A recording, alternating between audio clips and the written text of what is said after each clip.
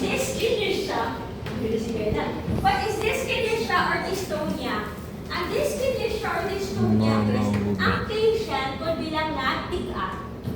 This is not like do ka nag-epilepsy si patient or nag-seizure ang patient, but ma-feel mo na there are no certain stimulus yet, pero any stimulus can trigger this.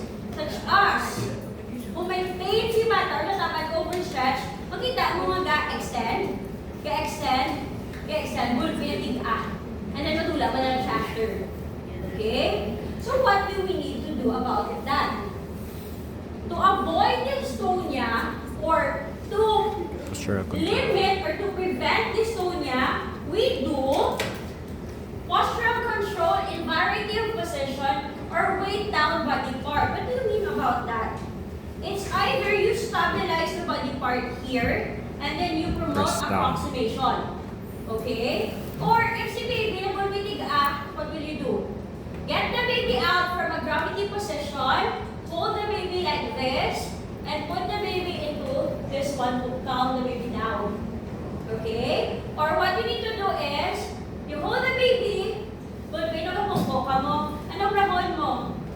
Paon mo ang baby, itapik mo siya sa imo, pag-i-flex mo siya. Nag-extend siya, di ba? So, i-flex mo siya, para paon mo siya. The way down body part is to get out the baby from the gravity, anti-gravity position. Is that clear? Okay. Wala din siya sa case next. Okay. Alright, let's proceed to Halinawin. The patient has a problem in support sitting. There are impaired balance with hand movements. So we already discussed supine, we already discussed prone. Ano naman yung problem ka sa baby upon sitting? So, diba, mag-pull to sit ang baby usually gaamunin, right? And then, kung mag-sit down na, sometimes the baby do this, right? So, how do we prevent that and train that? So, at this point, what we're gonna do is sit with support or quadruped sitting. What do you mean by quadruped sitting? Quadruped sitting is another term for a sitting position of the baby in which you extend, you bend, quadruped sitting. Is that clear? This is another term, di ba ito ka long sitting? Pero ang long sitting, kaya nga pala, isa muna na yung what is quadruped? Quadruped sitting is either ang bata gamo na nakaamuni. Or if flexible ang bata, kapika, gina sila yan. And then gamuni. This is quadruped sitting. Is that clear? So the baby from sit with support, diba remember the exercise from sit to support? What do the baby? What will you do to the baby? You ask the baby to do this. What is the rationale behind this one? So that the baby could have a weight bearing on the upper extremity. Is that clear? Next. Go ahead. Okay. Now let's discuss long sitting. We have your third. Okay. May other term ang author sa Brasini sa long sitting. Long sitting can also be called as your Taylor sitting. Okay, same na sila. This is long sitting. Alright, so what do you need to do here? We will try to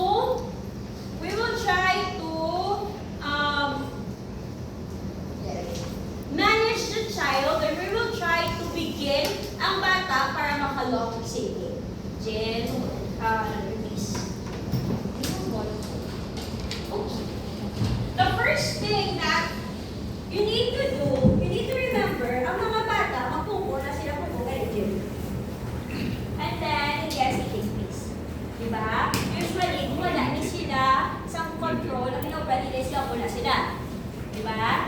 Thus, ang mga mama, gina-RED ka, support sa bata. But you need to remember na, what if si patient may frog leg position? So what you need to do, if may frog leg position, Midline. you need to extend that. Is that clear? And then, for control, practice on ang bata for long sitting.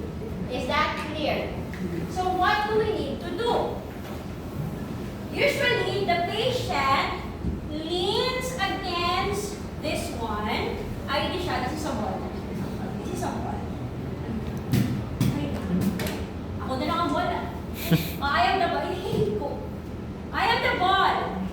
Now, if my ball din, tapos ari man ko sa kilis, ang baby, ano ginaubra ko? Ang baby, my toy. This is a toy.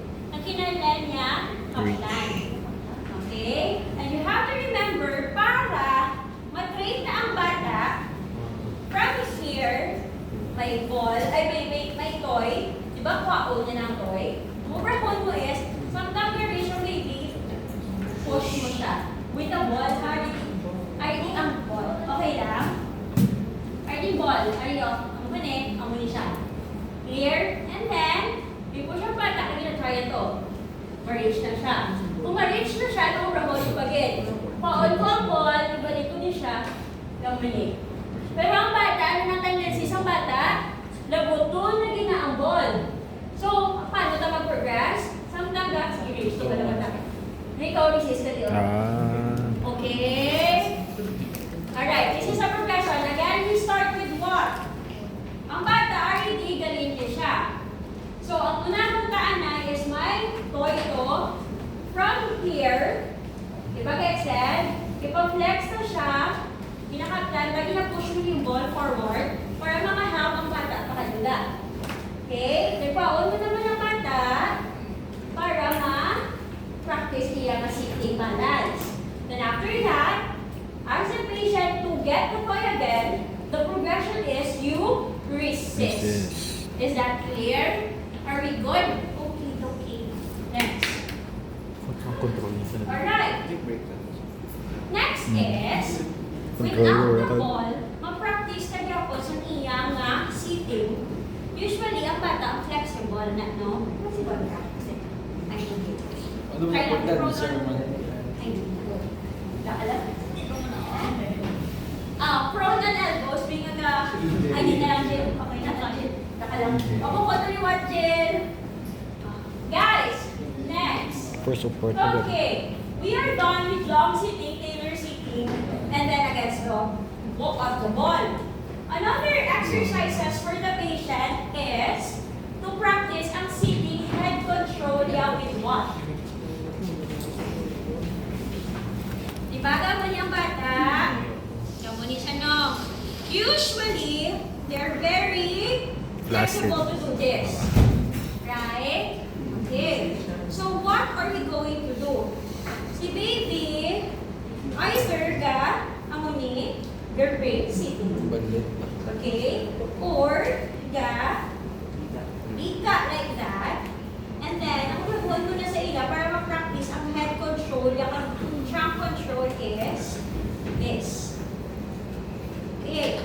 Isa kung di ka piti, para sa tubangan mo sa kapiti, may toy siya ang hinahatangan. Ano ko brahon? Mamuna di ba bata?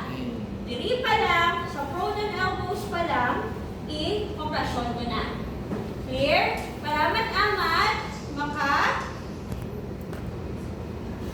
Weight bear. doon si bata ang muli. Clear? Na, ano din ating end game?